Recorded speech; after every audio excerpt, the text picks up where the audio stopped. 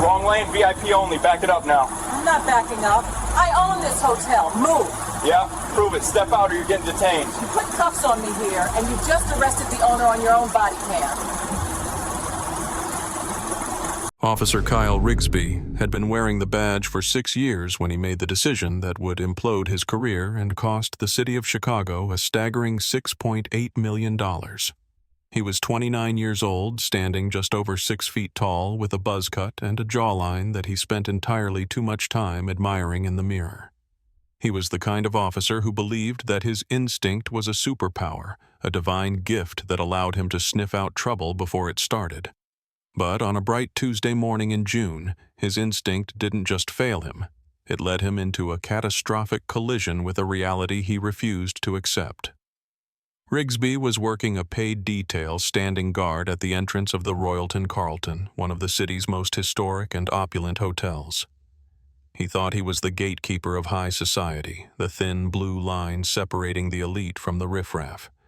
Instead, he became the architect of his own destruction. Before we get into the details of this egregious abuse of power, take a moment to tell us, where are you watching from today? If you believe that accountability is the only way to fix a broken system, go ahead and hit that subscribe button. We are committed to bringing you the stories that the mainstream media often overlooks, and your support makes that possible. The Royalton Carlton is a fortress of old money and limestone situated on the Gold Coast. It is the sort of place where the driveway is paved with imported cobblestones, where the doormen wear tails even in the summer heat, and where the air smells faintly of jasmine and exhaust from 6-figure automobiles. It was 10:15 a.m. The sun was high and bright, reflecting off the polished brass railings of the hotel entrance. Officer Rigsby stood near the designated VIP parking lane, his arms crossed over his chest, his sunglasses hiding eyes that were constantly scanning for threats. In Rigsby's mind, a threat wasn't necessarily a man with a gun. Often it was simply someone who didn't look like they belonged. He had a specific image in his head of who the Royalton's clientele should be. Older white dignified, perhaps a foreign diplomat or a captain of industry. Anyone falling outside those narrow parameters was immediately suspect. Rigsby's personnel file was a study in aggressive mediocrity. He had 5 previous complaints filed against him in 6 years. 4 involved discourtesy or unprofessional conduct during traffic stops predominantly involving drivers of color. The 5th was a use of force complaint that had been dismissed due to a lack of video evidence. His supervisors described him as proactive and eager code words in the department for an officer who went looking for trouble rather than waiting for it to happen. He was the type of cop who saw himself as a sheepdog in a world of wolves, but he lacked the discernment to tell the difference between a wolf and a woman simply trying to park her car. On this particular morning, the hotel was buzzing. A charity gala was scheduled for the evening, and the logistical preparations were in full swing. Delivery trucks were being routed to the loading dock, florists were scurrying in and out, and the valet lane was a choreography of luxury sedans. Rigsby felt important. He felt powerful. He had no idea that the vehicle approaching the VIP entrance was about to test every bias he held dear. The car was a vintage 1968 Mercedes-Benz 280 SLA convertible painted a deep, lustrous cherry red with a tan interior. It was a collector's item, the kind of machine that whispered wealth rather than screamed it. Behind the wheel sat Eleanor Vance. At 54 years old, Eleanor was a force of nature wrapped in silk and linen. She had spent the last 30 years building a real estate empire that spanned from Atlanta to Chicago, clawing her way up from a receptionist's desk to the boardroom through sheer grit, terrifying intelligence, and an inability to accept no for an answer. She was a black woman who had navigated corporate spaces that were hostile to her existence for decades, and she had learned that the only way to survive was to own the building. And that is exactly what she had done. 3 days prior, Eleanor Vance had closed the deal of the decade, purchasing the Royalton Carlton Hotel for a sum that would make most people's heads spin. She was arriving this morning for her first on-site inspection as the owner. She wasn't arriving with an entourage or a lawyer. She wanted to walk the halls, check the linens, and see the operations with her own eyes before the staff knew the new boss was on the floor. She wore a cream-colored linen suit, large tortoiseshell sunglasses, and a silk scarf tied around her hair to protect it from the wind. She looked like a movie star from a bygone era, or perhaps a tourist with money to burn. She did not look like the cleaning staff, and she certainly didn't look like a delivery driver. As she turned the heavy steering wheel of the Mercedes, guiding the classic car toward the VIP lane reserved for ownership and top-tier guests, she felt a sense of immense pride. This was her property. Her name was on the deed. The cobblestones beneath her tires belonged to her. Eleanor signaled her turn, slowing the vehicle with the grace of a seasoned driver. She saw the police officer standing by the bollards that blocked the VIP lane. She assumed he was there to facilitate traffic, perhaps to wave her through once he saw the pass on her dashboard, or simply acknowledge the car. She gave a small, polite wave, expecting him to step aside. Instead, Officer Rigsby stepped directly into the path of the Mercedes, his hand held up in a sharp, authoritative "stop" gesture. He didn't smile. He didn't nod. His body language was stiff, confrontational, and immediately hostile. Eleanor pressed the brake, bringing the car to a smooth halt. She lowered her sunglasses, looking at the young officer with a mixture of confusion and patience. She had dealt with security guards and overly zealous gatekeepers before. She assumed this was just a misunderstanding, a young man taking his job a little too seriously. She had no way of knowing that Rigsby had already looked at her, a black woman, in a vintage convertible and decided she had stolen it, or at the very least that she was lost. "Good morning, officer." Eleanor said, her voice calm and projecting the kind of authority that usually made people sit up straighter. "I need to pull into the VIP lot, please." She expected him to nod and move. She reached for the folder on the passenger seat that contained her documents just in case. But Rigsby didn't move. He walked slowly around to the driver's side of the convertible, his hand resting casually, almost threateningly, near his belt. He leaned down, invading her personal space, the scent of his cologne overpowering the fresh morning air. "You're in the wrong lane, ma'am," Rigsby said, his tone dripping with condescension. "Deliveries and staff parking are around the back on 3rd Street. This is for hotel guests and VIPs only." Eleanor paused. The assumption was so blatant, so immediate, that it almost amused her. Almost. "I am not staff, and I am not a delivery driver," she said, keeping her voice even. "I am parking here because this is where I am supposed to park. Now, if you would please step aside, I have a meeting to get to." Rigsby chuckled, a dry, humorless sound. "Look, I don't know who you think you are or whose car you're taking for a joyride, but you aren't parking a classic Benz in the owner's spot. I'm going to need you to reverse out of here and go find a meter on the street like everyone else.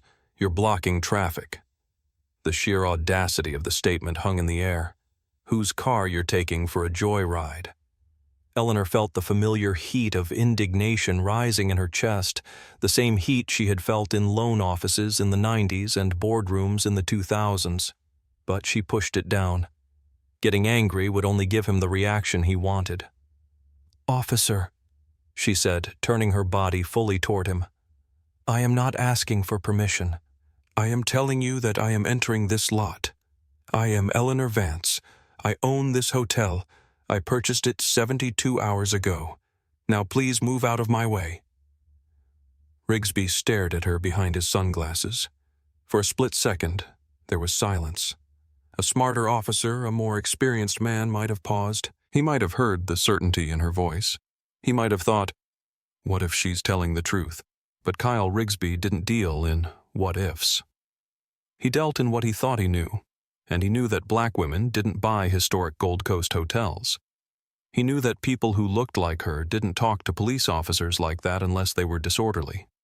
His ego, fragile and inflated, couldn't take the correction. "You own the hotel?" Rigsby repeated, his voice flat with sarcasm. "Right. And I'm the mayor of Chicago. Lady, I'm done playing games. You are obstructing traffic and refusing a lawful order. Move the car now or I will move it for you. Eleanor reached for her tablet on the passenger seat.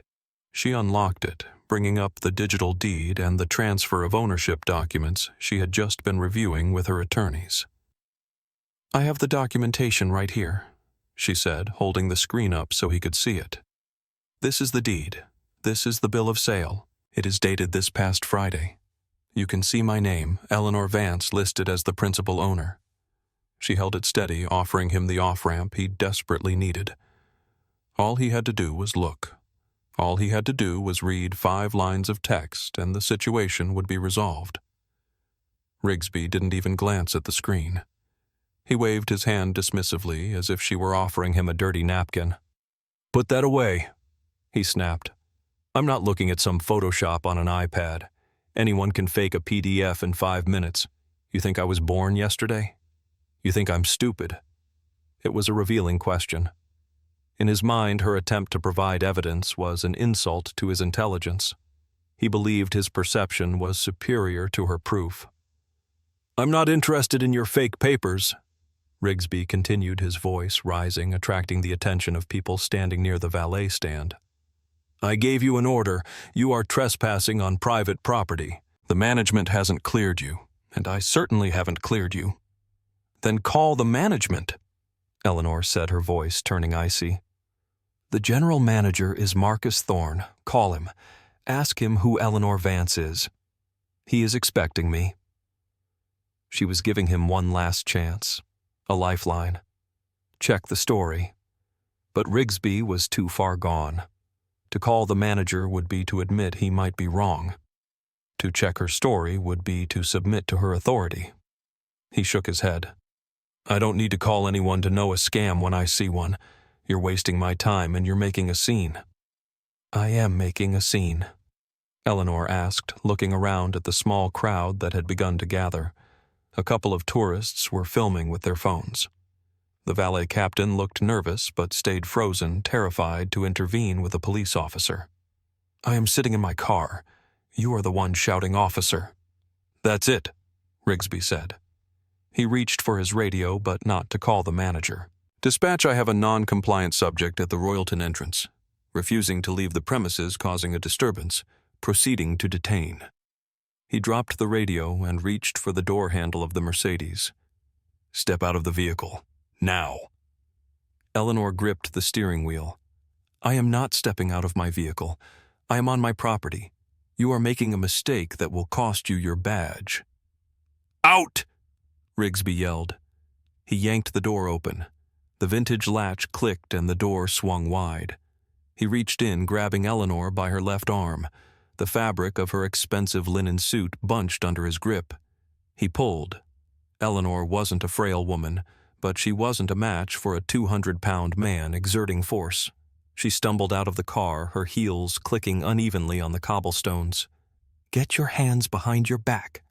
I am complying, Eleanor said loudly, ensuring the witnesses heard her. I am not resisting. You are hurting my arm. Stop fighting, Rigsby shouted, creating a narrative of resistance that didn't exist. He spun her around, pushing her against the side of her own car. The beautiful cherry-red paint felt hot against her palms. He grabbed her wrists, twisting them behind her back with unnecessary force. The cold steel of the handcuffs snapped onto her skin, biting into her wrists. Click, click. The sound echoed in the sudden silence of the hotel entrance.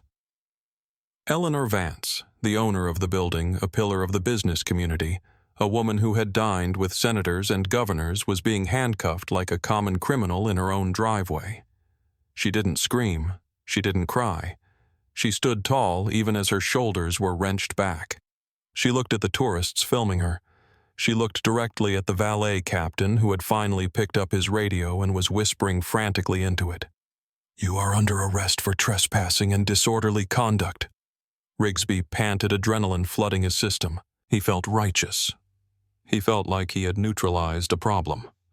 He marched her away from the Mercedes toward his patrol cruiser parked 20 feet away.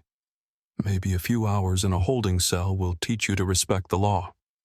Officer, Eleanor said, her voice shaking slightly from the physical pain, but her resolve hard as diamond. My name is Eleanor Vance. You have refused to verify my identity. You have refused to call the manager. You are arresting the owner of this property for trespassing. I want you to remember this moment. I want you to remember that I gave you every chance to stop. Rigsby opened the back door of his cruiser and shoved her inside. The hard plastic seat was uncomfortable, the space cramped. He slammed the door shut, sealing her in. He walked back to her Mercedes, intending to have it towed, convinced he had done a good day's work. He adjusted his belt, looking at the crowd, daring anyone to object. "Show's over, folks. Move along." But the show was not over. It was just beginning. The valet captain's radio call had gone straight to the executive office. Inside the hotel, the atmosphere shifted from calm to panic in seconds. Marcus Thorne, the general manager of the Royalton Carlton, had been with the company for 20 years. He was a man who prided himself on discretion and order. When the call came through, "Police are arresting a woman in the VIP lane. She claims she's the owner." Thorne felt the blood drain from his face. He knew Eleanor Vance was coming. He had seen her photo. He knew she drove a vintage Mercedes. He dropped the phone, bypassed the elevator, and ran down the service stairs, bursting through the lobby and out the front doors, just as Rigsby was leaning against the cruiser, writing in his notepad. Behind Thorne, a police sergeant's vehicle pulled up, lights flashing but no siren. It was Sergeant Miller, Rigsby's shift supervisor, who had been nearby and heard the radio call. Miller was 55, tired, and possessed the kind of street wisdom Rigsby lacked. He saw the vintage Mercedes. He saw the affluent crowd. He saw the panicked look on the general manager's face. "Officer Rigsby!" Thorne shouted, running across the cobblestones, his impeccable suit jacket flapping in the wind. "What are you doing? What is going on here?" Rigsby looked up, smirk in place. "Morning, Mr. Thorne. Had a trespasser trying to park in the owner's spot. Refused to leave, got belligerent. I've secured the subject in the vehicle. Calling a tow for this old heap now." Thorne stopped 3 feet from Rigsby, his chest heaving. He looked at the Mercedes. He looked at the patrol car. He looked at Rigsby with an expression of pure horror. You arrested her?" "Yes, sir," Rigsby said, puffing out his chest. "She claimed she owned the place. Classic scam. I handled it." "You imbecile," Thorne whispered, the color draining further from his face. "That is Eleanor Vance. She bought this hotel on Friday. She is my boss. She is your employer's boss for this detail. You just arrested the owner of the Royalton Carlton." Rigsby's smirk faltered. "What number she didn't have ID. She tried to show me an iPad." "Did you call me?" Thorne demanded, his voice rising to a shout. "Did you check the list? She is the only person allowed in that spot today." Sergeant Miller walked up, hitching up his belt. He had heard enough. He looked at Rigsby, then at Thorne. "Is this confirmed? The woman in the car is the property owner?" "Yes," Thorne yelled. "Get her out of there. My God, get her out." Rigsby felt a cold knot form in his stomach. The world seemed to tilt slightly. The certainty that had fueled him 10 minutes ago evaporated, leaving behind a sick, hollow feeling. But she fit the profile of a... "Shut up," Sergeant Miller said. It wasn't a shout. It was a low, dangerous growl. "Rigsby, shut your mouth right now." Miller walked to the patrol car and yanked the door open. Eleanor Vance was sitting upright, her hands still cuffed behind her back, her sunglasses perched on her nose. She looked at the sergeant, then past him to Rigsby. She didn't look broken. She looked ready for war. "Ma'am?" Sergeant Miller said, his tone apologetic and deferential. "I am Sergeant Miller. I believe there has been a terrible mistake." "The mistake," Eleanor said coolly, "is standing right behind you." Miller helped her out of the car. He produced a key and unlocked the cuffs. Eleanor rubbed her wrists, where red, angry marks were already forming against her skin. Thorne was there instantly. "Ms. Vance, I am so sorry. I am mortified. I don't know what to say." Eleanor ignored Thorne for a moment. She walked past him straight to Officer Rigsby. Rigsby wanted to look away, but he couldn't. He was frozen. "Officer Rigsby," Eleanor said. Her voice was not loud, but it carried across the entrance. The tourists were still filming. "You told me that anyone could fake a badge. You told me that my ownership was a lie because of what I look like. Do you believe me now?" Rigsby swallowed hard. "Ma'am, I was just following procedure." "No," Eleanor cut him off. "Procedure is verifying. Procedure is investigating. What you did was profiling. You saw a black woman in a nice car and you decided I was a criminal. You didn't listen. You didn't look. And now you are going to face the consequences." She turned to Sergeant Miller. "I want his badge number. I want his name. I want a copy of the body camera footage preserved immediately. And I want him off my property, now." Miller nodded grimly. He turned to Rigsby. "Give me your weapon and your badge, Rigsby." "Sarge." Rigsby's voice cracked. "Hand them over. You're done for the day. Administrative leave pending investigation. Get in the passenger seat of my unit." Rigsby's hands shook as he unholstered his service weapon and unpinned the shield from his chest. The shiny brass star, the symbol of the authority he had abused, felt heavy in his hand. He handed them to Miller.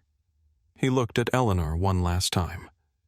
She wasn't looking at him with hatred. She was looking at him with pity. And that hurt worse than anger. The legal aftermath was swift and brutal. Eleanor Vance sued the city of Chicago and the police department for false arrest, excessive force, and civil rights violations. The body camera footage was released showing Rigsby's immediate hostility and his refusal to look at the digital deed. It went viral within hours. "Cop arrests owner of hotel" was the headline on every news station from New York to Los Angeles. The city settled for $6.8 million to avoid a trial that they knew they would lose. It was one of the largest individual settlements for a non-injury false arrest in the city's history. Eleanor Vance donated the entire amount to a legal defense fund for victims of racial profiling. Kyle Rigsby was fired 3 months later. The review board found that his actions were biased, unreasonable, and devoid of basic investigative competence. He was decertified, meaning he could never work in law enforcement in the state again. At 29, his career was over. He had gambled his future on his prejudice, and he had lost everything. Eleanor Vance still owns the Royalton Carlton. She still drives her vintage Mercedes. But every time she pulls into that VIP lot, she remembers the feeling of the cold steel on her wrists. She remembers that no amount of money, no title, and no deed can fully shield a person from the assumptions of a biased system. This story isn't just about a bad apple. It's about a culture that empowers officers to trust their bias over evidence. It's about the reality that for many Americans, success does not equal safety. Dignity is not something that should have to be proven with a deed in a driveway. It is an inherent right. What do you think should officers be required to call a supervisor before arresting someone for trespassing when ownership is in dispute? And do you think financial settlements are enough to change police culture, or do the penalties need to come directly from police pension funds? Let us know in the comments below. Stories like Eleanor's need to be told, and we need your help to tell them. Please subscribe, share this video, and help us shine a light on the truth. Until next time, stay safe and keep watching.